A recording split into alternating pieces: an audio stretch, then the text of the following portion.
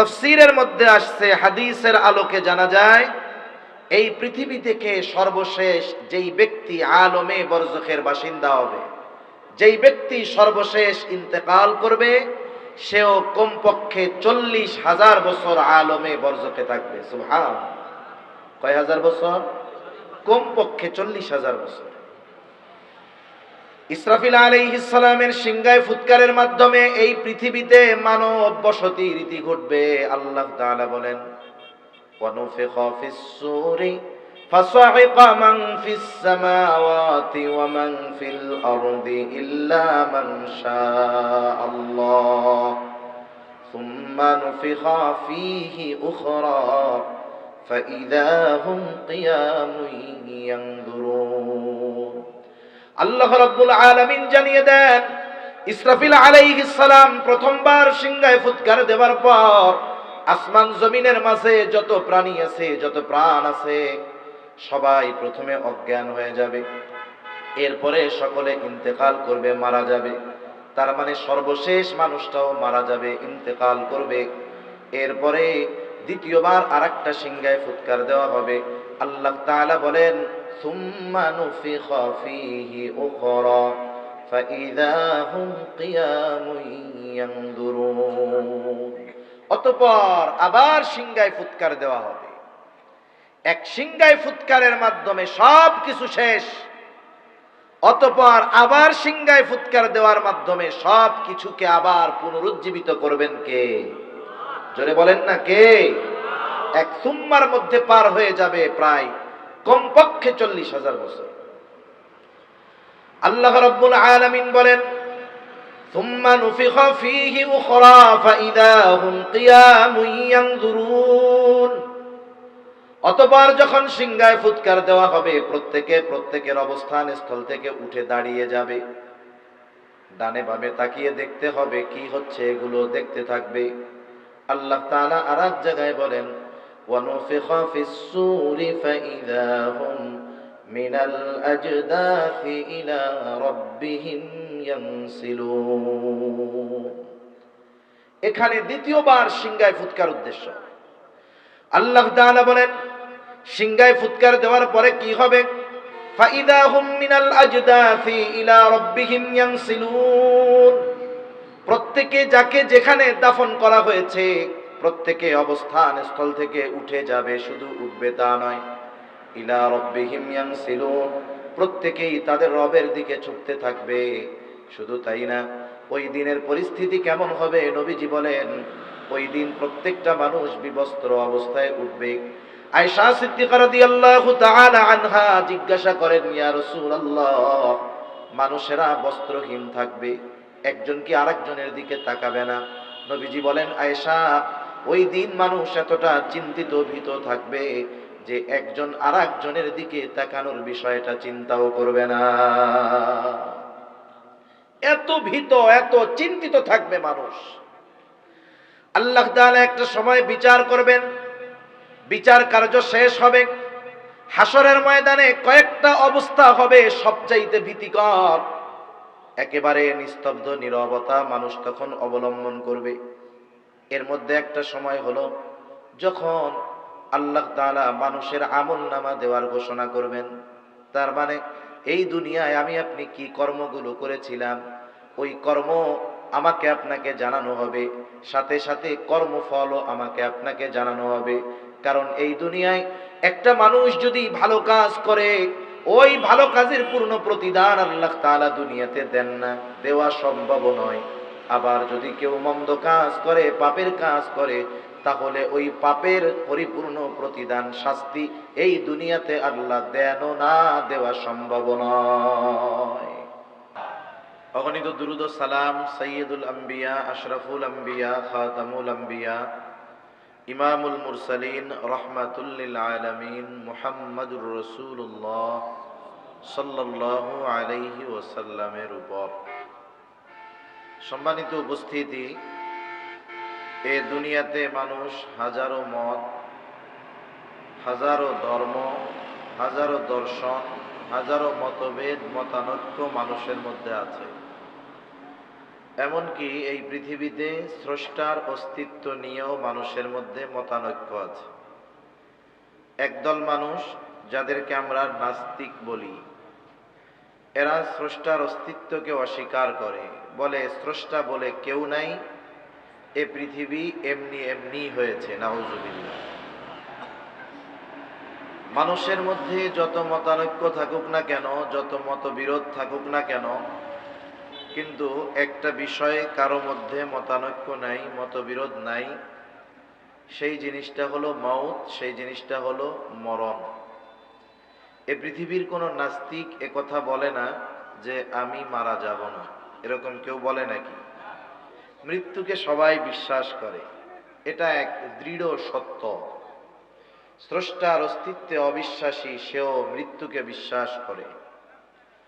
এ দুনিয়া থেকে আমাদের সকলকে চলে যেতে হবে, আমরাও তো বিশ্বাস করি নাকি? এ দুনিয়া থেকে যাওয়ার সাথে সাথে সব কিছুই শেষ, আর কোনো কিছুই মনে হয় নাই এমন। বরং এ দুনিয়া থেকে যাওয়ার সাথে সাথে নতুন এক জগতের শুরু হবে। আমরা নতুন এক পথের পথিক হব, লম্বা সফর পাড়ি দিয়ে আমরা আমাদের গন্তব্যে পৌঁছাবো।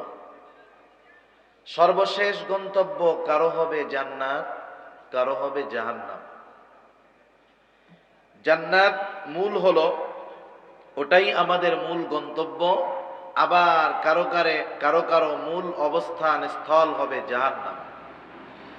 এই পৃথিবীতে ধর্মে বিশ্বাস করে যত মানুষ আছে, নাস্তিক ছাড়া, যারা পরকালকে বিশ্বাস করে, মুসলমান বা ইসলাম ছাড়া অন্যান্য ধর্মের অনুসারীরাও পরকাল বিশ্বাস করে। যেমন আমাদের হিন্দু ভাই যারা আছে, হিন্দু ধর্মাবলম্বী যারা আছেন, তারা বলে যে মরার পরে হয়তো স্বর্গে যাবে, না হলে নরকে যাবে। যারা হিন্দু ধর্মাবলম্বী আছেন, এদের কাউকে যদি জিজ্ঞাসা করেন যে আপনি কি নরকে যেতে চান, সে বলবে না, আমি নরকে যেতে চাই না, আমি স্বর্গে যাইতে চাই। আবার ইসলাম ধর্ম অনুসরণ করে সবাইকে জিজ্ঞাসা করবেন, নামাজ পড়ুক আর না পড়ুক, হারাম হালাল যাচাই বাছাই করুক আর না করুক, সুদ খাক আর ঘুষ খাক, অন্যেরটা মেরে খাক, জিজ্ঞাসা করবেন আপনি যদি নেককার ইমানদার 5 ওয়াক্ত নামাজি হন, ওই পাপী জান্নাতের ক্ষেত্রে আপনার চেয়ে বড় দাবিদার হবে যে আমি আপনার আগে জান্নাতে যাব। তাহলে এ দুনিয়াতে ধর্ম বিশ্বাস যারা করে, তারা সবাই স্বর্গে যেতে চায়, জান্নাতে যেতে চায়, হেভেনে যেতে চায়।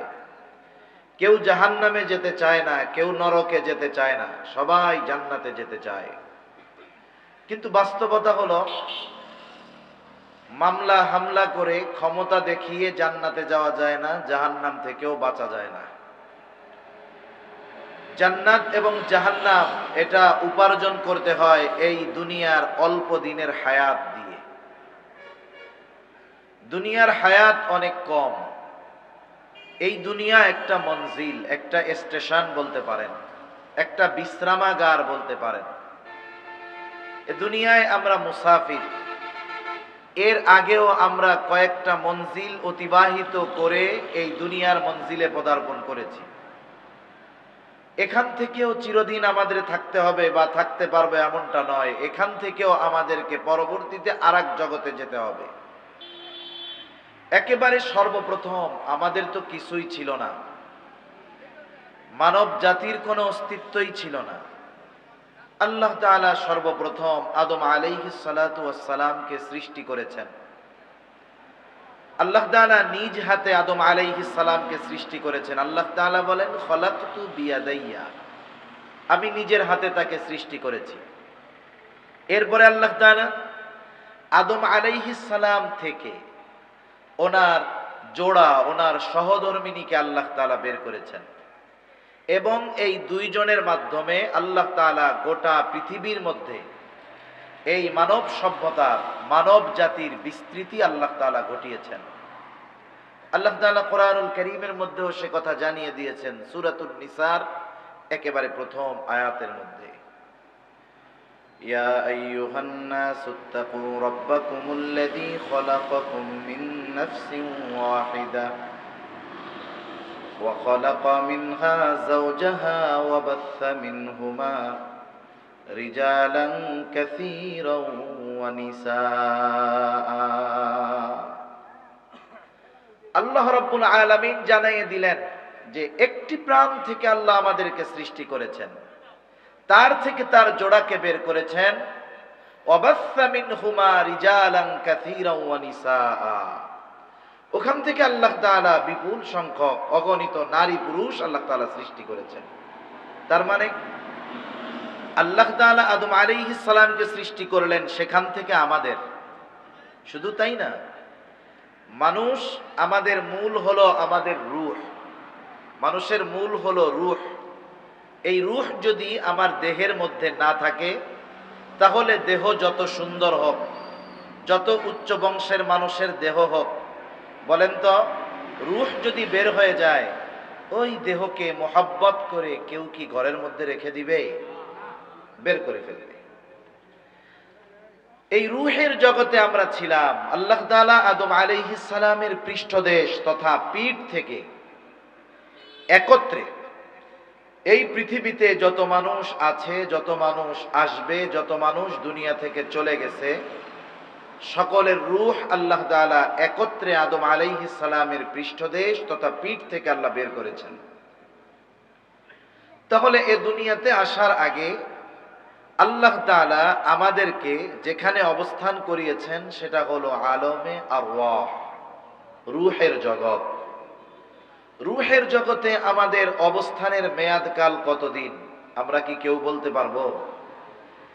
ওখানে অগণিত বছর, অগণিত কাল আল্লাহ তাআলা আমাদেরকে রেখে দিয়েছেন। এরপরে আল্লাহ তাআলা কি করেছেন? আল্লাহ তাআলা আমাদেরকে পাঠিয়েছেন আলমে বতন, মায়ের পেটের মধ্যে। একেবারে তুচ্ছ একটু পানি থেকে আল্লাহ তাআলা একটা মাংসপিণ্ডে তৈরি করলেন 120 দিনের প্রসেসিং এ। সর্বপ্রথম আল্লাহ তাআলা মানুষের হার্ট তৈরি করেন। মৃত একটা মাংস টুকরার মধ্যে আল্লাহ তাআলার নির্দেশে ফেরেশতা এসে রূহ ফুঁকে দেয়।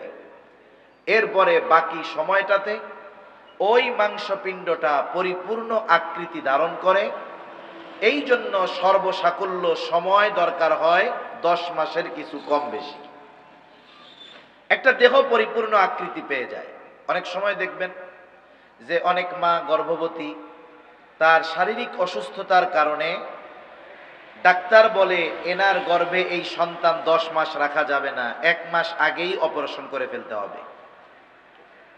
অনেক সময় এমনও দেখা যায় সন্তান ভূমিষ্ঠ হয়েছে, তার অনেক অঙ্গ অপূর্ণাঙ্গ থেকে যায়। দেখছেন না আপনারা? থাকে।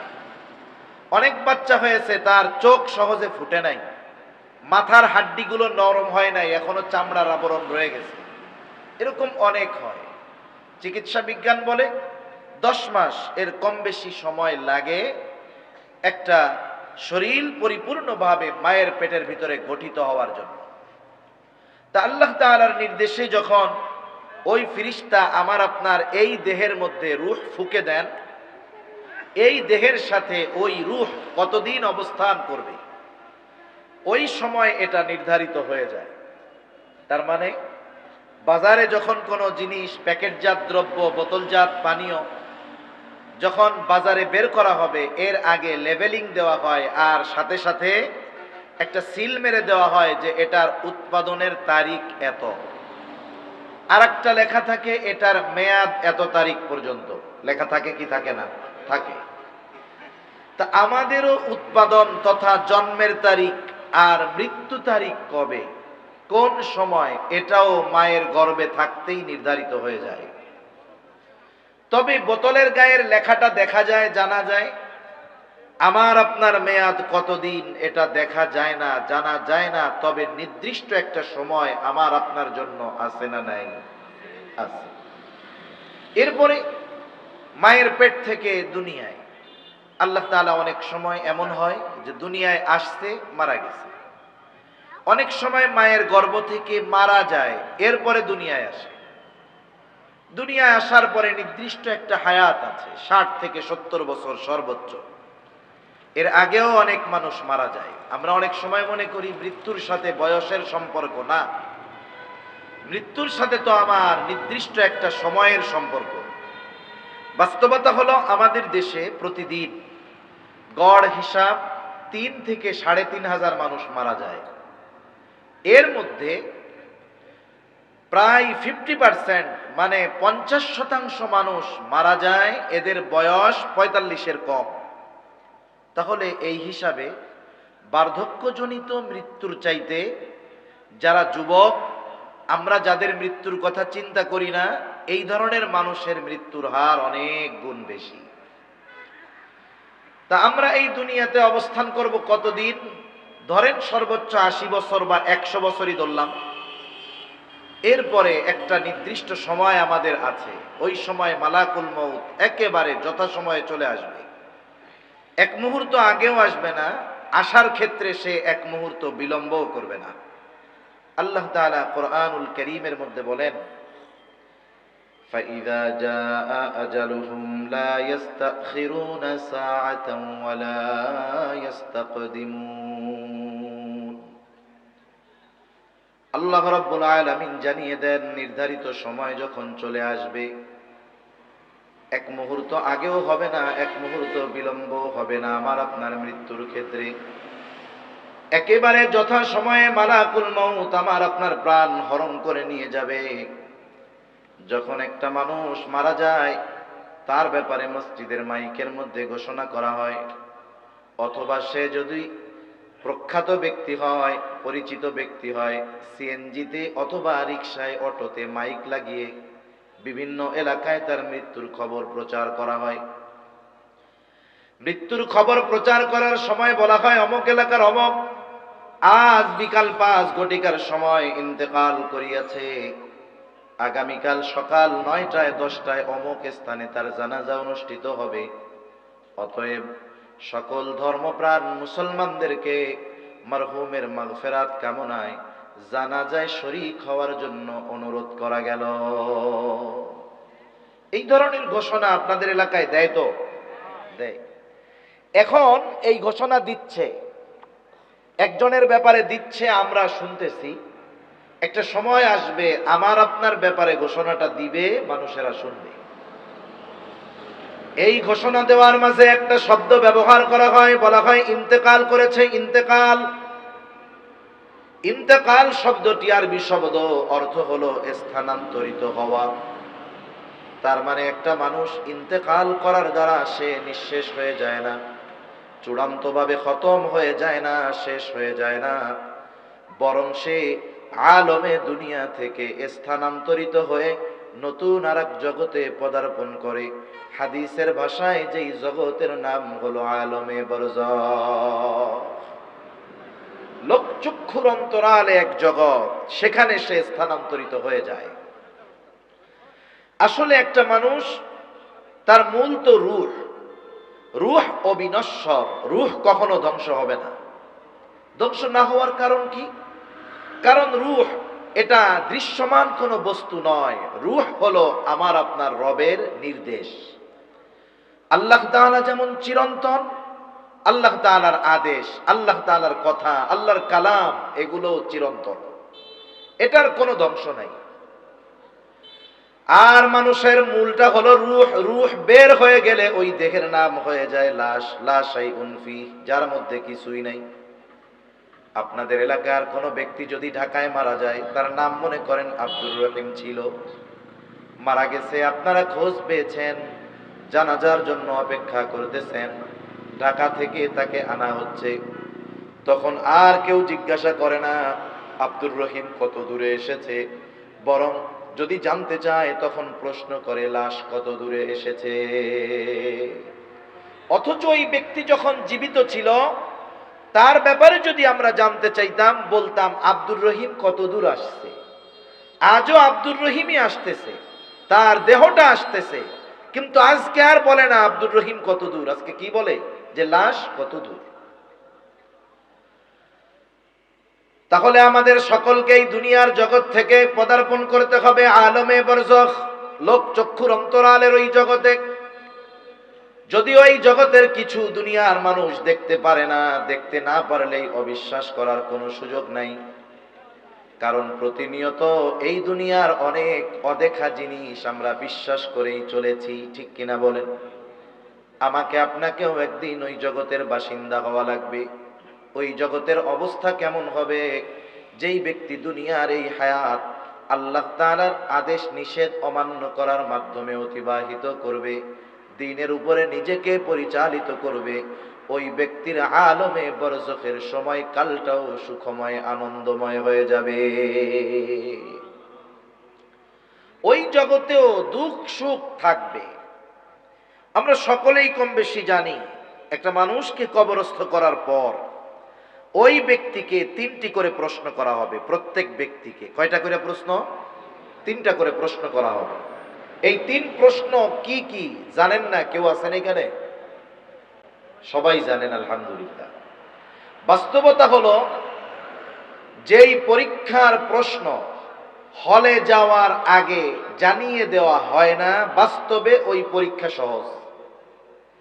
কিন্তু যেই পরীক্ষার প্রশ্ন অনেক আগেই আউট করে দেওয়া হয়েছে, পরীক্ষার হলে যাওয়ার আগেই ফাঁস করে দেওয়া হয়েছে, এই প্রশ্ন বাস্তবে বাস্তবিক অবস্থায় গিয়ে জবাব দেওয়াটা কঠিন, ঠিক কিনা বলেন? কারণ দুনিয়ার প্রশ্নের উত্তর নির্ভর করে লেখাপড়ার উপরে। একজন মানুষ যদি ভালো মতো লেখাপড়া করে, পরীক্ষার হলে গিয়ে প্রশ্ন আসলে সে জবাব দিতে পারবে।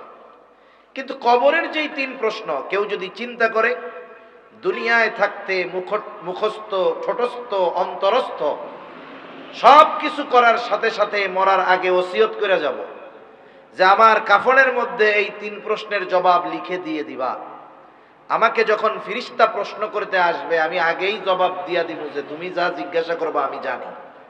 বলেন তো, কেউ যদি নকল নিয়ে যায় পরীক্ষার হলে, দুনিয়ায় প্রশ্ন কমন বাদলে জবাব দেওয়া যেতে পারে, কিন্তু কবরে যদি প্রশ্নের উত্তর লিখে নিয়ে যায় জবাব দেওয়ার উপায় আছে? তাহলে কবরের 3 প্রশ্নের জবাব নির্ভর করে দুনিয়ার আমলের উপরে, কর্মের উপরে। কবরের 3 প্রশ্ন কি এটা আমাদের সকলের জানা। 1 নম্বর প্রশ্ন, মার রব্বুক, তোমার রব কে? সকলে বলেন তো, আমাদের রব কে? আরো জোরে বলেন না কে? কবরের প্রথম প্রশ্ন, তোমার রব কে? আমরা সকলে উত্তর জানি, কিন্তু বাস্তবতা হলো যেই ব্যক্তি এই দুনিয়ায় রবের আদেশ নিষেধ মান্য করে নাই, রবের হুকুম আহকাম মেনে চলে নাই, আল্লাহর কসম যতই মুখস্থ করুক না কেন, আমার রব আল্লাহ কবরে গিয়ে প্রশ্ন করলে সে জবাব দিতে পারবে না। তাহলে এই দুনিয়াতে আল্লাহ তাআলার গোলামি যথাযথভাবে করলে এই প্রশ্ন যে তাকে কবরে করা হবে, না জানলেও সে জবাব দিবে যে আমার রব হলেন আল্লাহ। 2 নাম্বার প্রশ্ন হবে, ওমা দীনুক, তোমার দিন কি? তুমি কোন দর্শনের আলোকে জীবন অতিবাহিত করেছো? তোমার ব্যক্তিগত জীবন, রাজনৈতিক জীবন, সামাজিক জীবন, অর্থনৈতিক জীবন কোন পদ্ধতিতে পরিচালিত করেছো? বলেন তো, আমার ব্যক্তিগত জীবন, পারিবারিক জীবন, রাজনৈতিক জীবন, অর্থনৈতিক জীবন, সামাজিক জীবন কিভাবে অতিবাহিত হবে, ইসলামের মধ্যে এই দিক নির্দেশনা আছে না নাই? বাস্তবতা হলো ইসলাম এটা গতানুগতিক একটি ধর্ম নয়, নির্দিষ্ট কিছু ইবাদত এটাই ইসলামের মধ্যে সীমাবদ্ধ এমনটা নয়, বরং জীবনের প্রতিটা পারতে পারতে, প্রতিটা পদক্ষেপে পদক্ষেপে ইসলাম আছে না নাই? ইসলাম জীবনের সব কিছু শিক্ষা দেয়। কিভাবে ইস্তেঞ্জা করতে হবে, বাথরুমে যায় পায়খানা কেমনে করতে হবে, প্রস্রাব কেমনে করতে হবে, এরপরে কেমনে ঢিলা কুলুক টিস্যু ব্যবহার করতে হবে, কোন সময় সামনে থেকে পিছনে, কোন সময় পিছন থেকে সামনে, কোন পদ্ধতিতে পানি ব্যবহার করতে হবে। বলেন তো, সব কিছু ইসলামে আছে না নাই? জীবনের একেবারে ক্ষুদ্র থেকে ক্ষুদ্রাতীত বিষয়টার বিষয়েও ইসলাম আমাদেরকে দিক নির্দেশনা দিয়েছে। রাতে ঘুমাবো কেমনে, ইসলাম আমাদেরকে শিক্ষা দিয়েছে। নবীজি বলেন বাতিটা বন্ধ করে ঘুমাবা। আবার রাতে যখন ঘুমাতে যাইবা, নবীজি বলে বিছানাটা ঝাড়ু দিয়ে ঘুমাইবা। তাহলে যেই ইসলাম রাতে বাতি নিভিয়ে দেওয়ার কথাও জানিয়ে দেয়, বিছানা ঝাড়ু দেওয়ার কথাও জানিয়ে দেয়, যেই ইসলাম ওযু ইস্তেনজাও শিক্ষা দেয়, অবশ্যই অবশ্যই কিভাবে রাষ্ট্র পরিচালনা করতে হবে সেই শিক্ষা ইসলামের মধ্যে আছে না না? অনেক মানুষ আছে সমাজে যাদেরকে আমরা দিনদার বলি, নামাজি বলি, দানশীল ব্যক্তি বলি, এনারা সব দিক দিয়ে ঠিক আছে, কিন্তু যখন ওনাদেরকে বলা হয় যে শুধুমাত্র নামাজ রোজা হজ যাকাতের মধ্যেই ইসলাম সীমাবদ্ধ নয়, বরং রাষ্ট্র পরিচালনাও ইসলামের আলোকে করার দরকার, কিভাবে বিচার হবে, কিভাবে পৌরনীতি, কূটনীতি, সমাজনীতি, অর্থনীতি সব ইসলামে আছে, কিভাবে বিচার কার্য পরিচালনা হবে সব ইসলামে আছে, তখন দেখবেন ওই ধরনের অনেক নামাজি হাজির আর ভালো লাগে না। আছে না নাই বলেন না? একটা বিষয় হলো, একটা বিষয় ফরজ, আমি মানতে পারতেছি না, করতে পারতেছি না, এটা আমার অপারগতা, দুর্বলতা। কিন্তু কেউ যদি এই বিষয়টাকে অস্বীকার করে, যদি বলে না ইসলামে রাজনীতি নাই, কেমনে বিচার করতে হবে সেটা ইসলামে নাই, কোরআনে নাই, তাহলে আমি বলি আপনি নামাজ রোজা যতই করেন না কেন, কোরআনে বিচার ব্যবস্থা কেমনে পরিচালিত হবে এটা নাই, রাষ্ট্র কেমনে পরিচালনা হবে এটা নাই। আপনি যদি এটা বিশ্বাস করেন, আমি বলি আপনি নামাজি হন আর হাজি হন, বাস্তবিক অর্থে আপনারও ঈমানটা নাই। কমপক্ষে এই বিশ্বাস রাখতে হবে সব কোরআনে আছে, আমরা মানতে পারতেছি না, এটা আমাদের ত্রুটি, আল্লাহর কাছে ক্ষমা চাওয়া যে আল্লাহ আপনি তো সব দিছেন, আমরা মানতে পারতেছি না, আল্লাহ আমাদের মাফ করে দেন। কারণ যে কোনো ফরজ বিষয় কেউ যদি আমল না করে তার গুনাহ হবে, ফরজিয়াতকে যদি অস্বীকার না করে তাহলে সে ইমানদার থাকবে, আমল না করলে গুনাহগার হবে। কিন্তু কোন ব্যক্তি যদি ওই আমল করেও ওই ফরজ বিষয়টাকে তুচ্ছ তাচ্ছিল্য করে, তার ঈমান থাকবে না। এজন্য আমাদের খুব কঠিন হুঁশিয়ার হতে হবে কোনো কথা বলার ক্ষেত্রে, মন্তব্য করার ক্ষেত্রে। তাহলে আমাদের দিন হলো ইসলাম। আমি যদি আমার গোটা হায়াত ইসলামের আলোকে পরিচালিত করে থাকি, তাহলে কবরে প্রশ্ন করার সাথে সাথে জবাব দেওয়া যাবে আমার দিন হলো ইসলাম। ৩ নম্বর প্রশ্ন, নবীকে দেখিয়ে বলা হবে মা হাদার রাজুলুল্লাযী বুইসা ফীকুম, এই ব্যক্তিকে যাকে তোমাদের কাছে প্রেরণ করা হয়েছিল, অথবা নবীর ব্যাপারে জিজ্ঞাসা করা হবে ওমান নাবিয়্যুক, এই ব্যক্তি যদি তার দুনিয়ার হায়াত নবীর আদর্শে আদর্শিত হয়ে থাকে, নবীর সুন্নাতের আলোকে যদি সে জীবন পরিচালিত করে থাকে, তাহলে সে জবাব দিয়ে বলবে ইনি হলেন আমার নবী মুহাম্মাদুর রাসূলুল্লাহ সাল্লাল্লাহু আলাইহি ওয়াসাল্লাম। তাহলে যে কথা বলতে চাচ্ছিলাম যে কবরের 3 প্রশ্নের জবাব পড়া মুখস্থ করার সাথে সম্পৃক্ত নয়, বরং দুনিয়ার কর্মের সাথে সম্পৃক্ত।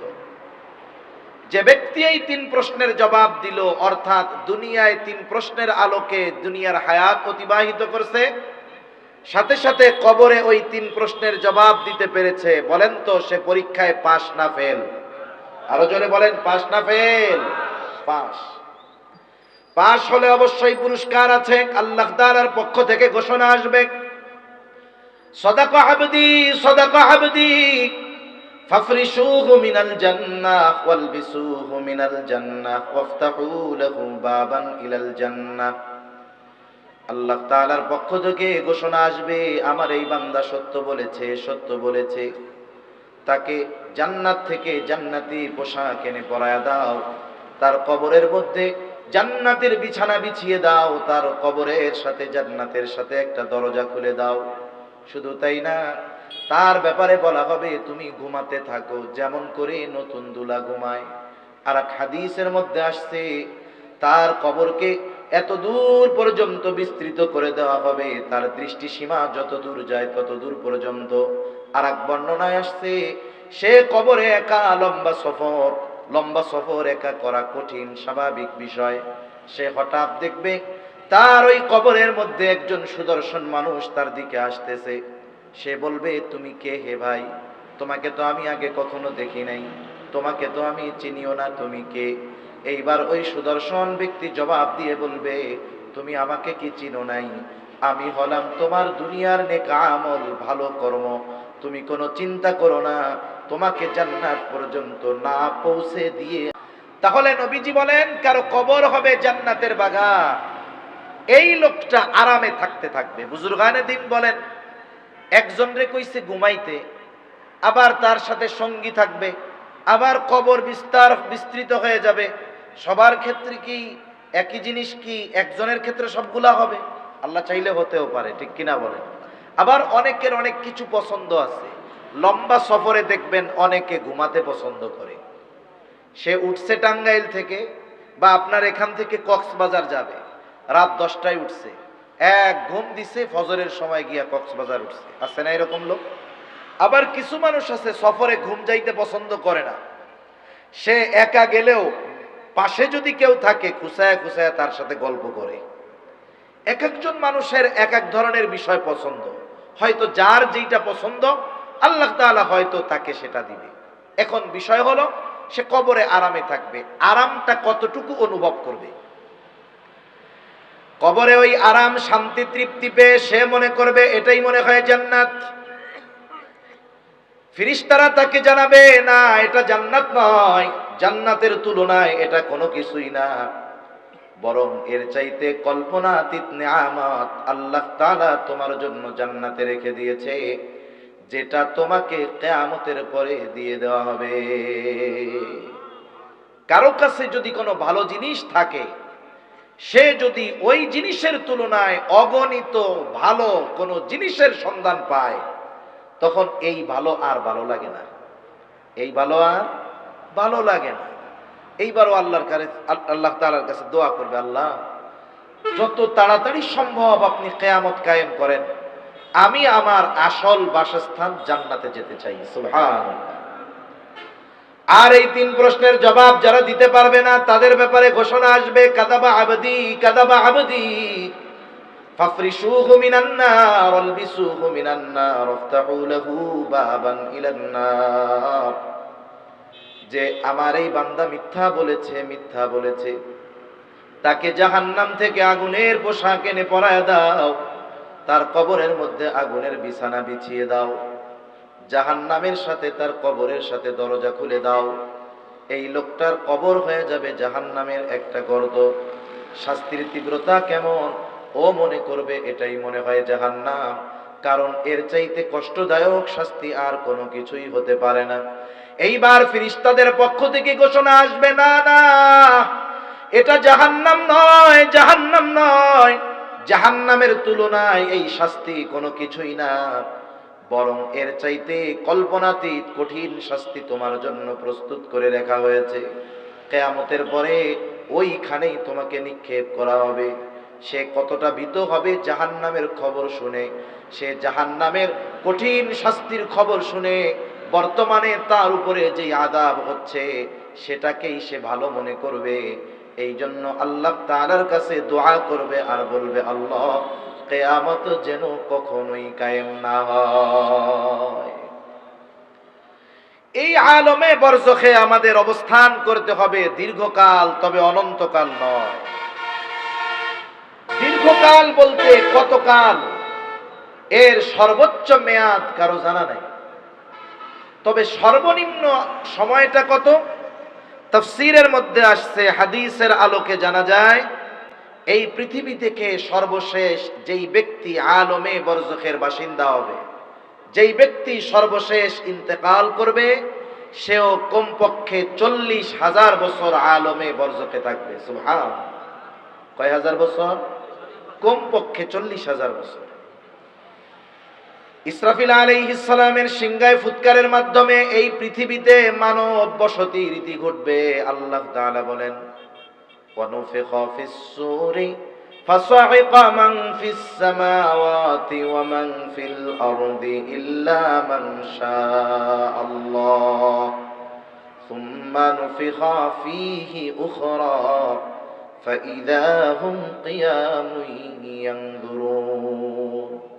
আল্লাহ রাব্বুল আলামিন জানিয়ে দেন, ইসরাফিল আলাইহিস সালাম প্রথমবার সিংহায় ফুৎকার দেওয়ার পর আসমান জমিনের মাঝে যত প্রাণী আছে, যত প্রাণ আছে, সবাই প্রথমে অজ্ঞান হয়ে যাবে, এরপরে সকলে ইন্তেকাল করবে, মারা যাবে। তার মানে সর্বশেষ মানুষটাও মারা যাবে, ইন্তেকাল করবে। এরপরে দ্বিতীয়বার আরেকটা সিংহায় ফুৎকার দেওয়া হবে। আল্লাহ তাআলা বলেন, সুম্মা নুফিখা ফীহি উখরা ফাইযা হুম কিয়ামুন ইয়ানদুরুন। অতঃপর আবার সিংহায় ফুৎকার দেওয়া হবে। এক সিংহায় ফুৎকারের মাধ্যমে সব কিছু শেষ। অতঃপর আবার সিংহায় ফুৎকার দেওয়ার মাধ্যমে সব কিছুকে আবার পুনরুজ্জীবিত করবেন কে? জোরে বলেন না কে? এক সুম্মার মধ্যে পার হয়ে যাবে প্রায় কমপক্ষে 40,000 বছর। আল্লাহ রাব্বুল আলামিন বলেন, সুম্মা নুফিখা ফীহি উখরা ফাইযা হুম কিয়ামুন ইয়ানজুরুন। অতঃপর যখন সিংহায় ফুৎকার দেওয়া হবে, প্রত্যেকের অবস্থান স্থল থেকে উঠে দাঁড়িয়ে যাবে। ডানে বামে তাকিয়ে দেখতে হবে কি হচ্ছে, এগুলো দেখতে থাকবে। আল্লাহ তাআলা আরেক জায়গায় বলেন, ওয়া নুফিখা ফিস-সূরি ফাইযা হুম মিনাল আজদাথি ইলা রাব্বিহিম ইয়ানসিলুন। এখানে দ্বিতীয়বার সিংহায় ফুৎকার উদ্দেশ্য। আল্লাহ তাআলা বলেন, সিংহায় ফুৎকার দেওয়ার পরে কি হবে? ফাইদা হুম মিনাল আজদাথি ইলা রাব্বিহিম ইয়ানসিলুন। প্রত্যেকে যাকে যেখানে দাফন করা হয়েছে, প্রত্যেকে অবস্থান স্থল থেকে উঠে যাবে। শুধু উঠবে তা নয়, ইলা রাব্বিহিম ইয়ানসিলুন, প্রত্যেকেই তাদের রবের দিকে ছুটতে থাকবে। শুধু তাই না, ওই দিনের পরিস্থিতি কেমন হবে? নবীজি বলেন, ওই দিন প্রত্যেকটা মানুষ বিবস্ত্র অবস্থায় উঠবে।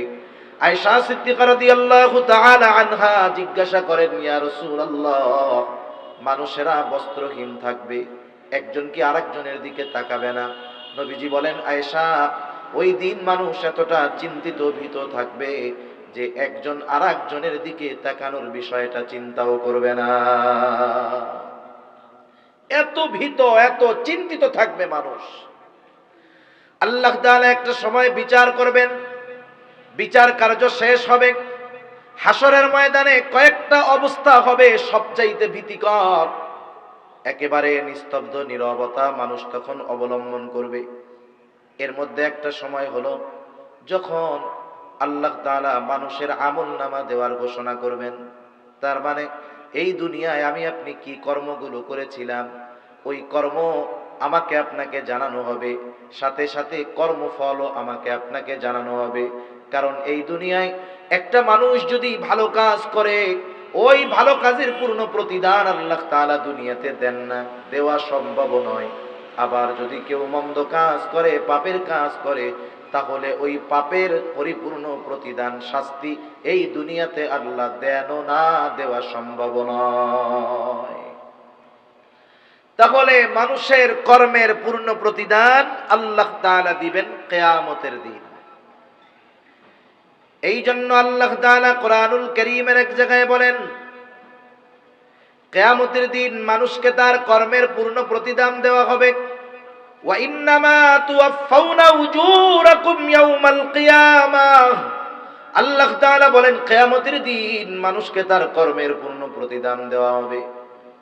ওই দিন প্রত্যেকেই তার আমলনামার মাধ্যমে জানতে পারবে তার ফলাফল কি, তার ঠিকানা কোথায়।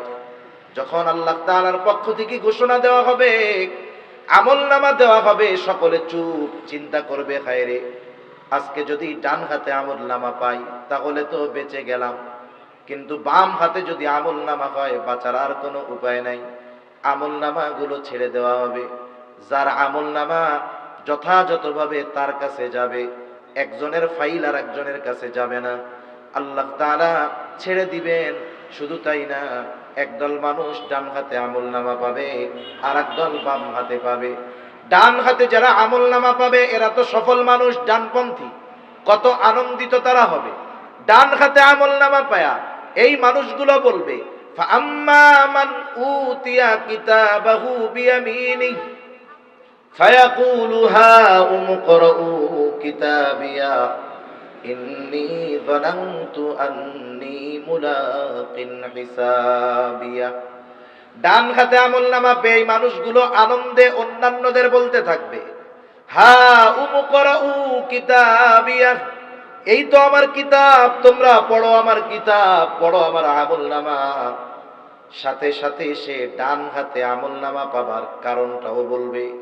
ডান হাতে আমলনামা পাবার কারণ হিসাবে সে বলবে যে ইন্নী যানানতু আন্নী মুলাকিন হিসাবিয়া, যে আমি দুনিয়াতে এই ব্যাপারে দৃঢ় বিশ্বাস রাখতাম, দুনিয়ায় হয়তো কারো সামনে আমার কর্মের হিসাব দেওয়া লাগবে না, কিন্তু কিয়ামতের দিন আল্লাহর সামনে আমাকে হিসাবের কাঠগড়ায় দাঁড়ানো লাগবে।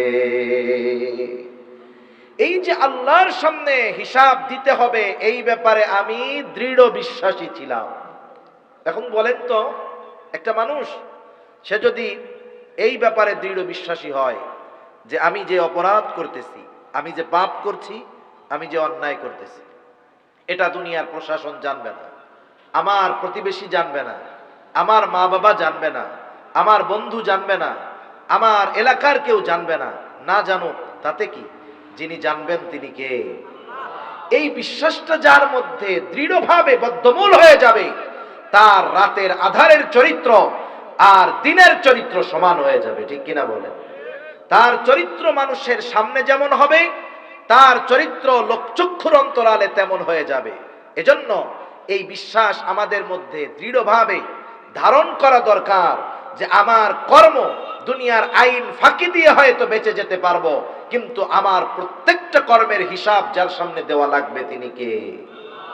সে বলবে এই জন্যই আমি ডান হাতে আমলনামা পেয়েছি। আর একদল বাম হাতে আমলনামা পাবে, সামনাসামনি দেওয়া হবে না, বাম হাতটাকে বুক চিরে পিছন দিকে নেওয়া হবে, এরপরে বাম হাতে আমলনামা দেওয়া হবে।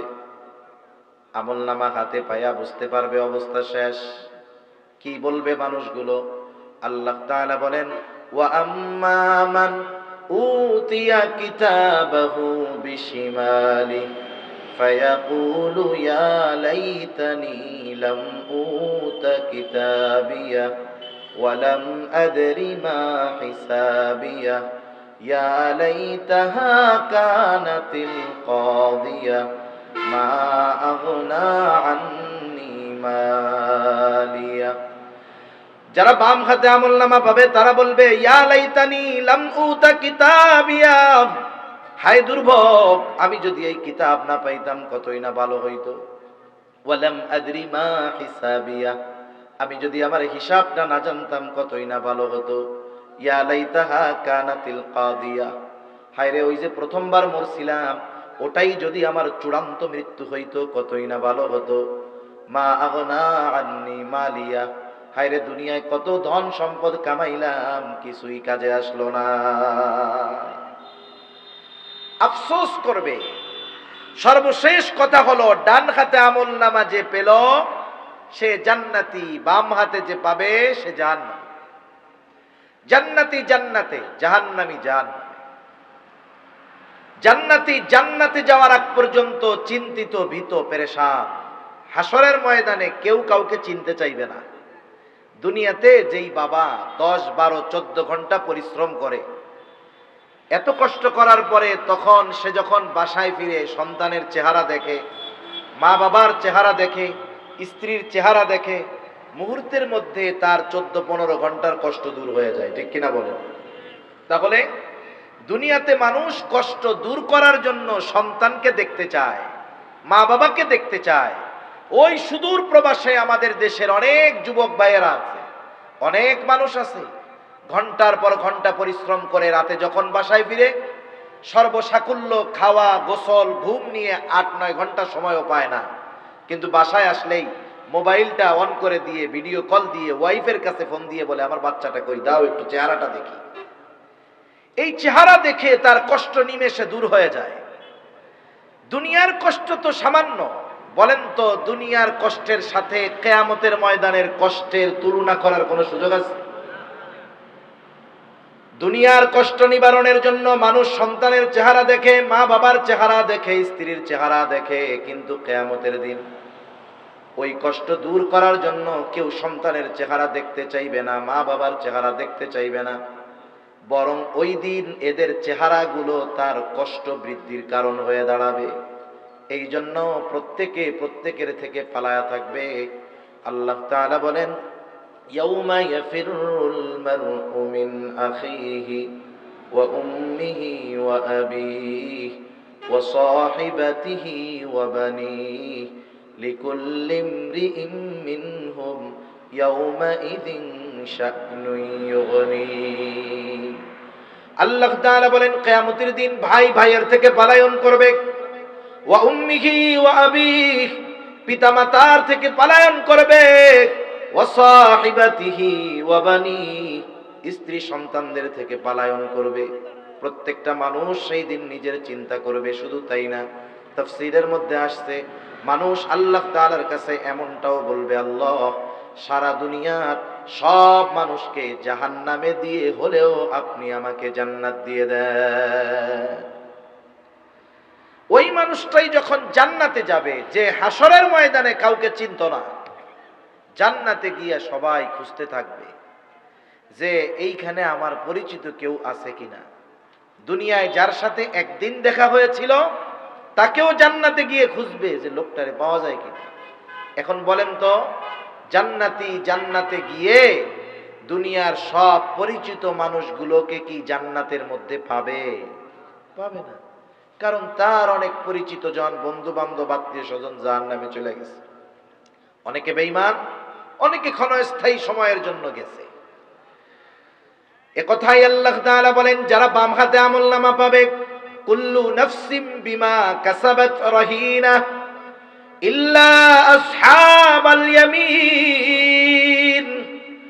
আল্লাহ তাআলা বলেন, প্রত্যেকটি প্রাণ তার কর্মের কারণে আবদ্ধ থাকবে।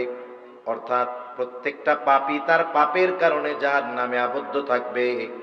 ইল্লা আসহাবাল ইয়ামিন, তবে তারা নয় যারা ডান হাতে আমলনামা পেয়েছে, বরং যারা ডান হাতে আমলনামা পেয়েছে তাদের ঠিকানা হবে জান্নাত। জান্নাতে গিয়ে খুঁজবে কোথায় আমার সেই বন্ধু বান্ধব, সবাইরে পাবে না। তাফসীরে ইবনে কাসীর সহ পৃথিবীর সব প্রসিদ্ধ তাফসীরগুলোর মধ্যে এসেছে আল্লাহ তাআলা জান্নাতি আর জাহান্নামীদের মধ্যে দেখা এবং কথাবার্তার ব্যবস্থা করে দিবে। আজ থেকে 100 বছর 150 বছরও নয়, 50 বছর আগেও যদি এই ওয়াজ যখন করা হতো, তখন অনেকে হয়তো বলতো, দেখ কি বলে হুজুররা। কয়েকটা পয়েন্ট ধরতো আর কি। 1 নম্বর ধরতো যে এখনো আছে দুনিয়ায়, জান্নাত জাহান্নামে কেউ যায় নাই, তাহলে জান্নাতি আর জাহান্নামীদের কথাবার্তার খবর এরা পাইল কই? কথা বুঝেন নাই? আসি কোথায় এখন? দুনিয়ায় না। আল্লাহ বলতেছেন কোন জায়গার কথা? জান্নাত আর জাহান্নামের মধ্যে, জাহান্নামীদের মধ্যে আলোচনার কথা। এরা পেল কোথায়? এটার জবাব যদি সহজে বুঝে থাকেন, অল্পতে বলি, যদি বুঝেন তো ভালো, আলহামদুলিল্লাহ। না বুঝলে টেনশনের কারণ নাই। আমরা মানুষ, বলেন তো আমাদের কাছে সময় কয় ভাগে বিভক্ত? সময় কয় ভাগে বিভক্ত? কাল কয়টা? কাল, হ্যাঁ, এই দুনিয়ার সময় কয় ভাগে বিভক্ত? টেন্স কয়টা? কাল কয়টা? 3টা। একটা অতীতকাল, বর্তমানকাল, ভবিষ্যৎকাল, পাস্ট, প্রেজেন্ট, ফিউচার। আমাদের কাছে সময়টা 3 ভাগে বিভক্ত। আমরা মাখলুক, কিন্তু আল্লাহ তাআলা সময়ের স্রষ্টা। উনি কি বলেন? সময়ের স্রষ্টা। ওনার কাছে কোনো অতীতকাল নাই, ভবিষ্যৎকাল নাই। ওনার কাছে সব প্রেজেন্ট, সব বর্তমান। যেটা আমার আপনার কাছে ভবিষ্যৎ, সেটা আল্লাহ তাআলার কাছে হয়ে গেছে, কারণ তিনি সময়ের স্রষ্টা। 2 নম্বর প্রশ্ন, 50 বছর আগে হলেও এ কথা বলতো, বলে কি যে ওরা জান্নাতে ওরা জাহান্নামে, দেখবে, কথা বলবে কেমনে? আজকে 50 বছর পরের হিসাব ধরেন।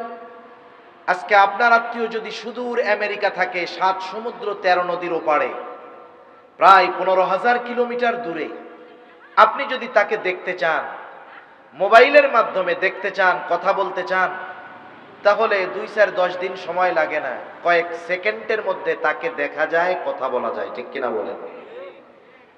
এই যে মানুষের সাথে এত দূরত্বে অবস্থান করার পরেও মানুষকে দেখা, কথা বলার এই জ্ঞান, এই যোগ্যতা মানুষকে দান করেছেন কে?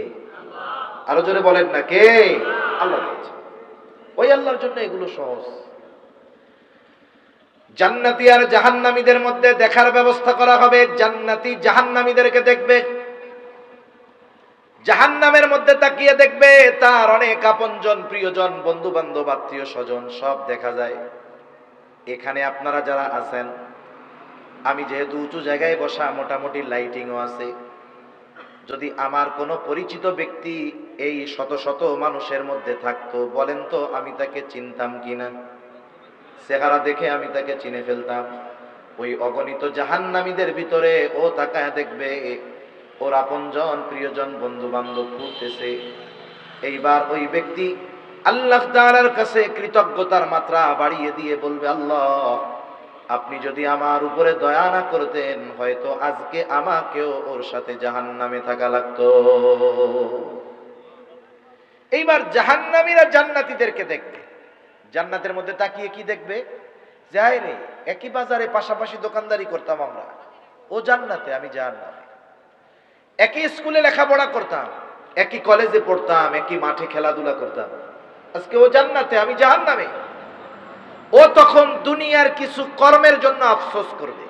যাহা, ওই ভাই নামাজ পড়তে যাইতো, মসজিদের পাশেই দোকান ছিল আমার, যাওয়ার সময় ডাকতো, আসো নামাজে যাই, আমি গাফলতি করতাম, যাইতাম না। আরে ওই দিন যদি ওর সাথে নামাজে যাইতাম, ওই যে গোনার কাজগুলোই যাইতাম, আমার এই প্রতিবেশী, বন্ধু, সহপাঠী আমাকে যাইতে মানা করতো, আরে ওই দিন যদি ওর কথা শুনে ওইগুলোই না যাইতাম।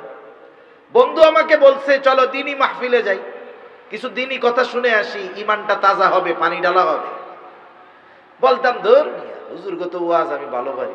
আরে সেই দিন যদি গিয়া এই দিনই মজমাগুলোর মধ্যে বসতাম, আমার বন্ধু এসএসসি পরীক্ষা শেষ করে ওলামায়ে কেরামের সাথে পরামর্শ নিয়ে 3 চিল্লা দিয়ে আসছে, আমিও বেকার ছিলাম। আহারে কত কইরা বলছে, আমার পাটা মনে হয় খালি ধরে নাই। আমি যদি একটু ওর সাথে সেদিন যাইতাম, তাহলে আজকে আমিও হয়তো ওর সাথে জান্নাতে থাকতে পারতাম। এই যে আফসোস, আফসোস মানুষের কষ্ট বৃদ্ধির কারণ হয়, আফসোস মানুষের কষ্ট বৃদ্ধির কারণ হয়। এমনিই তো জাহান্নামের কষ্ট, আর দুনিয়ার এই কর্মগুলোর কথা যখন মনে করবে, আফসোস করবে, আর কষ্ট বেশি অনুভব হবে, কষ্টের তীব্রতা বেশি অনুভব হবে। কেমনে অনুভব হয়? আমি মাঝে মধ্যে উদাহরণ দিয়ে থাকি। মনে করেন অপরিচিত একটা ব্যক্তি আপনাকে বকা দিয়েছে, যার সাথে জীবনে আমার আপনার দেখা হয় নাই, এমন কোন ব্যক্তি যদি আমাকে আপনাকে বকা দেয়, গালাগালি দেয়, তার সাথে আর জীবনে আমার দেখা হবে না। 2-4-5 মিনিট পরে আমি আবার স্বাভাবিক হয়ে যাব, ঠিক কিনা বলেন? কিন্তু আপনার বন্ধু যদি আপনাকে বকা দেয়, এ ক্ষত একটু বেশি হবে কি হবে না? এই একই শব্দ, একই বকা আপনার সন্তান যদি আপনাকে দেয়, এটা কোনো শব্দ থাকবে না, মনে হবে সন্তান যেন বিষাক্ত তীর আমার কলিজায় মেরে দিয়েছে। তাহলে শব্দ এক, কিন্তু এর ব্যবহারকারীর পার্থক্যের কারণে কষ্টের মাত্রা কতটা বাড়তে পারে চিন্তা করছেন? এজন্য মানুষের আফসোস এটা কষ্ট বৃদ্ধির কারণ হয়। এবার জান্নাতীরা পরস্পর আলোচনা করবে, তাদের কাছে জানতে চাইবে, ও বন্ধু, ও ভাই, ও সহপাঠী, ও আমার প্রতিবেশী, কেন তোমরা জাহান্নামী হইলা?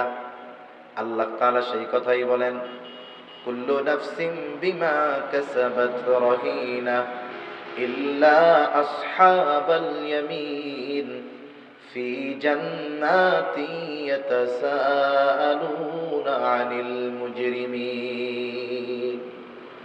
জান্নাতীরা পরস্পর মুসলিমদের কাছে জানতে চাইবে, জিজ্ঞাসা করবে, মা সালাকাকুম ফি সাকার, কোন কারণে তোমরা সাকারের অধিবাসী হইলা, কেন তোমরা জাহান্নামী হইলা? জান্নাতীরা জাহান্নামীদেরকে প্রশ্ন করবে। আমি শুরুতেই বলেছি, পৃথিবীর কোন ধর্মের মানুষ যারা ধর্মে বিশ্বাস করে, সে যে ধর্মের হোক, যারা ধর্ম বিশ্বাস করে তারা মোটামুটি পরকাল বিশ্বাস করে, পরকাল যারা বিশ্বাস করে, জান্নাত জাহান্নাম হয়তো তাদের ভাষায় বিশ্বাস করে। পৃথিবীর কেউ জাহান্নামে যেতে চায় না, কেউ নরকে যেতে চায় না। সবাই যেতে চায় জান্নাতে, সবাই যেতে চায় স্বর্গে, সবাই যেতে চায় হেভেনে। বলেন তো আমরা কি কেউ আসি নাকি যে আমরা জাহান্নামে যেতে চাই? কেউ চায় না। কিন্তু আফসোসের ব্যাপার কি জানেন? একজন লাগাইছে হইলো কলা গাছ। কি গাছ লাগাইছে? কি করবা এটা দিয়া? কয় এটা দিয়ে ফার্নিচার বানাবো। হবে? জোরে বলেন না হবে? কিন্তু আমরা জাহান্নামে যাইতে চাই না, কিন্তু কাজ করি জাহান্নামীদের মতো। এখন মুখ দিয়া যতই বলি জান্নাতে যেতে চাই, কাজ হবে? হবে না। এজন্য এই আয়াতগুলো থেকে আমরা শিখব। জাহান্নামীরা বলতেছে যে কেন আমি জাহান্নামে আসলাম। একটা হলো আপনি একজনের কাছ থেকে একজনের খবর শুনছেন তৃতীয় পক্ষের মাধ্যমে। এই খবর ভুলও হইতে পারে, মিথ্যাও হতে পারে। কিন্তু আমার ব্যাপারটা যদি আপনি আমার কাছ থেকে জানেন, আপনার ব্যাপারটা যদি আমি আপনার কাছ থেকে জিজ্ঞাসা করে জানি, তাহলে আসল খবর পাওয়া যাবে। ঠিক কিনা বলেন? আর আল্লাহ তাআলা সময়ের স্রষ্টা, সব কিছু তার সামনে, যা হবে সেটাও সামনে, যা হয়েছে সেটাও সামনে। এজন্য আল্লাহ তাআলা আমাদেরকে কত মেহেরবানি করে দয়া করে জানিয়ে দিচ্ছেন, বান্দা জাহান্নামীরা এই কাজগুলোর কারণে জাহান্নামী, তোমরা জেনে রাখো, এবং এই কাজগুলো যেন তোমাদের মাধ্যমে সম্পাদিত না হয়। জাহান্নামীরা বলবে এক নাম্বার কারণ, ক্বালু লাম নাকু মিনাল মুসাল্লিন। এক নাম্বার জাহান্নামীরা বলবে আমরা মুসল্লি ছিলাম না, আমরা মুসল্লি ছিলাম না।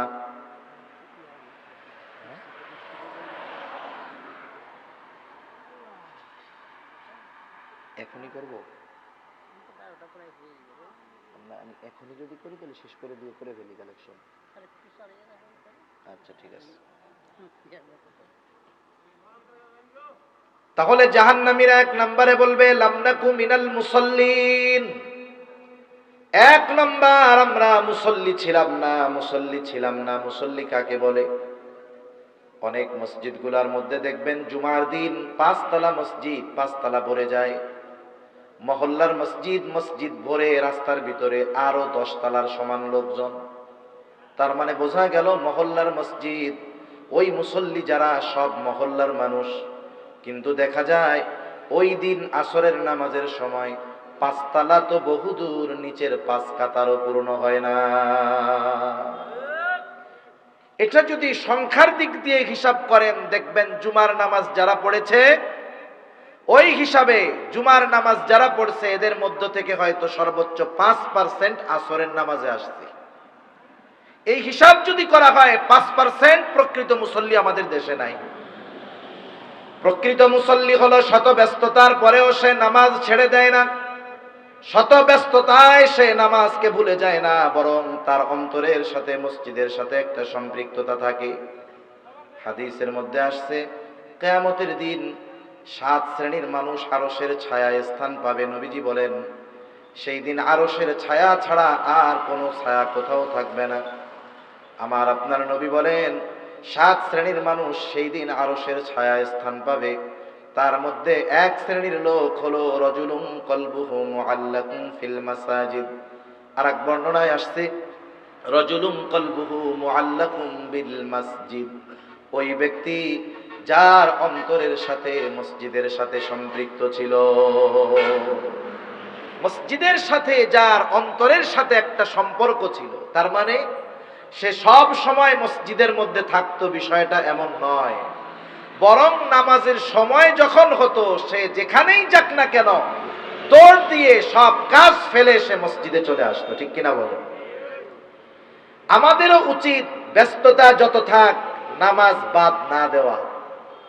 এই পৃথিবীতে যারা মুসলমান নামাজ পড়ে না, নামাজ না পড়ার অনেক কারণ। এর মধ্যে একটা কারণ তার কর্মের কারণে নামাজ পড়তে পারে না। রিক্সাওয়ালা রিক্সা চালানোর ব্যস্ততায় নামাজ পড়ে না, সিএনজিওয়ালা সিএনজি চালানোর ব্যস্ততায় নামাজ পড়ে না, দোকানদার দোকানদারির ব্যস্ততায় নামাজ পড়ে না, চাকরিজীবী চাকরির ব্যস্ততায় নামাজ পড়তে পারে না, কৃষিজীবী কৃষি কাজের ব্যস্ততায় নামাজ পড়তে পারে না। বলেন তো যত কর্ম এই পৃথিবীতে আছে, কেউ শখে কর্ম করে না, বরং প্রত্যেকটা মানুষ কর্ম করে জীবন উপকরণের জন্য, রিজিক অর্জনের জন্য সে কর্ম করে। আর এই কর্ম করতে গিয়ে সে নামাজ পড়ার টাইম পায় না। একটু বুঝে থাকলে জবাব দিবেন, যেই রিজিক অন্বেষণ করতে গিয়ে সে নামাজ পড়ার সময় পায় না, সেই রিজিকের মালিক কে? আরো জোরে বলেন না, কে? আল্লাহ। রিজিকের মালিক রিজিক পাওয়ার যেই পদ্ধতি বলে দিয়েছেন, সেই পদ্ধতি বাদ দিয়ে কেউ, রিজিকের মালিক রাজ্জাক বলেন, তুমি তোমার অধীনস্থ যারা আছে তাদেরকে নামাজের আদেশ দাও, তুমিও তার উপরে অটল থাকো। আল্লাহ তাআলা বলেন, বান্দা লা নাসআলুকা রিজকা, আমি তোমার কাছে রিজিক চাই না, তবে তুমি নামাজি, তোমার ঘরের মানুষ যদি নামাজি হয়ে যায়, আল্লাহ তাআলা বলেন নাহনু নারযুকুকা, নামাজি হয়ে যাওয়ার কারণে আমি আল্লাহ তোমাকে রিজিক দিয়ে দিব। তাহলে বোঝা গেল, যদি আমরা নামাজি হয়ে যাই তাহলে রিজিকের ব্যবস্থা কে করবেন? যদি অল্প হয় আল্লাহ তাআলা এর মধ্যে বরকত দিয়ে দিবেন। এজন্য আমাদের উচিত আমাদের হৃদয়ের সাথে মসজিদের সাথে একটা সম্পর্ক গড়ে তোলা, ঠিক কিনা বলেন? কারণ মসজিদ এই পৃথিবীর সর্ব উৎকৃষ্ট স্থান, আর বাজার সবচাইতে নিকৃষ্ট স্থান। এজন্য মসজিদের প্রতি মোহাব্বত ভালোবাসা থাকার দরকার আছে না নাই? জোরে বলেন, জোরে বলেন, আছে না নাই? এজন্য আমি আর আলোচনা লম্বা করব না। এই যে মসজিদের উদ্যোগে আজকের যে এই মাহফিল, আপনারা আগেও দিয়েছেন, এখনই দোয়া হয়ে যাবে। মেহেরবানি করে মসজিদের কাজ চলমান, কিছু অর্থনৈতিক সহযোগিতা দরকার, কেউ না দিলে যাবেন না, দোয়াটা করে যাবেন। কিন্তু অনুরোধ হলো, কেউ ভাই যদি মেহেরবানি করে কিছু দিতে চান, আসলে আমি কালেকশনে অভ্যস্ত না, এটা আমার দুর্বলতা, এটা আমার অনলি ছিলাম না। শত ব্যস্ততা থাকবে, মোবাইল নিয়ে আমার যুবক ভাইরা বসলে ঘন্টার পর ঘন্টা চলে যায়, আমার মুরব্বী বাবারা চায়ের দোকানে বসলে ঘন্টার পর ঘন্টা চলে যায়, গল্পের আড্ডায় বসলে আমার মা বোনেরা ঘন্টার পর ঘন্টা চলে যায়। 5 ওয়াক্ত নামাজ পড়তে 18 ঘন্টা লাগে। 5 ওয়াক্ত নামাজ ভালোভাবে যদি কেউ পড়ে সর্বোচ্চ 1 ঘন্টা 20 মিনিট লাগে, অনেকের এর চেয়েও কম লাগে, এটা সর্বোচ্চ সময় 1 ঘন্টা 20 মিনিট। এই যে 1 ঘন্টা বা 1 ঘন্টা 20 মিনিট বা 1 ঘন্টা, এটা কি একটানা দেওয়া লাগে না 5 ভাগে দেওয়া লাগে? তাহলে চিন্তা করেন, গোটা 24টা ঘন্টার মধ্যে আমি আপনি যদি 1 ঘন্টা আল্লাহর ঘরে না দিতে পারি, তাহলে আল্লাহ তাআলা কেমন করে আমাদের অনন্তকালের জান্নাত দিবেন? মসজিদের সভাপতি আব্দুল হালিম মাস্টার সাহেব দিলেন 10,000। অত্র মসজিদের সম্মানিত সভাপতি আব্দুল হালিম মাস্টার নগদ 10,000 টাকা, আল্লাহ কবুল করুক, সকলে বলি আমিন। আল্লাহ তাআলা জান ও মালে বরকত দিক, সকলে বলি আমিন। তাহলে যে কথা বলতেছিলাম, যে দেখেন, যে আমি আপনি যদি 1 ঘন্টা সময় আল্লাহর জন্য না দিতে পারি, তাহলে আল্লাহ তাআলা কেমন করে অনন্তকালের জান্নাত আমাদের দিবেন? এজন্য যে যেখান থেকে শুনতেছেন, যারা শুনতেছেন এই কথাগুলো, আপনি নিজের সাথে নিজে প্রতিজ্ঞাবদ্ধ হন যে ফজর থেকেই এশার নামাজ যদি না পড়ে থাকেন, এখন আগে এশার নামাজ পড়বেন, এরপরে দৃঢ় প্রতিজ্ঞাবদ্ধ হবেন নিজের সাথে নিজে যে ইনশাআল্লাহ আমি আগামীতে আর কোনো নামাজ বাদ দিব না, যত ব্যস্ততা থাক ছাড়বো না। প্রথম অভ্যাস কিভাবে করবেন? প্রথমে আপনার ফজরের সময় উঠতে কষ্ট হয়, অ্যালার্ম দিয়ে রাখছেন, আজান দিয়ে রাখছেন, কেউ ডাকে নাই, অ্যালার্মে টের পান নাই, ঘুম ভাঙে নাই, উঠছেন 8টায়। অনেকে কি চিন্তা করে, যা ফজরটা বাদই গেল, আর পড়ুন না। আপনি চেষ্টা করার পরে উঠতে পারেন নাই, আল্লাহ চাইলে মাফ করতে পারে, চেষ্টায় ত্রুটি রাখা যাবে না, আপনি তখন ওইটা পড়েন আগে। প্রথমে আপনার কন্টিনিউ করতে হবে, 5 ওয়াক্ত পড়তেই হবে। এভাবে যদি একটু দৃঢ় প্রতিজ্ঞাবদ্ধ হই, এক সময় দেখবেন নামাজ না পড়লে ভালো লাগতেছে না, ঠিক কিনা বলেন? এজন্য জাহান্নামীরা জাহান্নামে যাওয়ার প্রথম কারণ, তারা বলবে আমরা মুসল্লি ছিলাম না। আর জান্নাতে যাইতে হলে প্রথম হিসাব দিতে হবে নামাজের। নবীজি এই কথা বলেন, আউয়ালু মা ইউহাসাবু বিহিল আবদু ইয়াউমাল কিয়ামাতিস সালাহ, কিয়ামতের দিন সর্বপ্রথম নামাজের হিসাব হবে। আর হাদিসে একটু বাড়িয়ে এসেছে, নবীজি বলেন, যার প্রথম হিসাব সহজ হবে তার বাকি হিসাব সহজ করবেন কে? আল্লাহ। এজন্য আমরা কখনো নামাজ ছাড়বো না।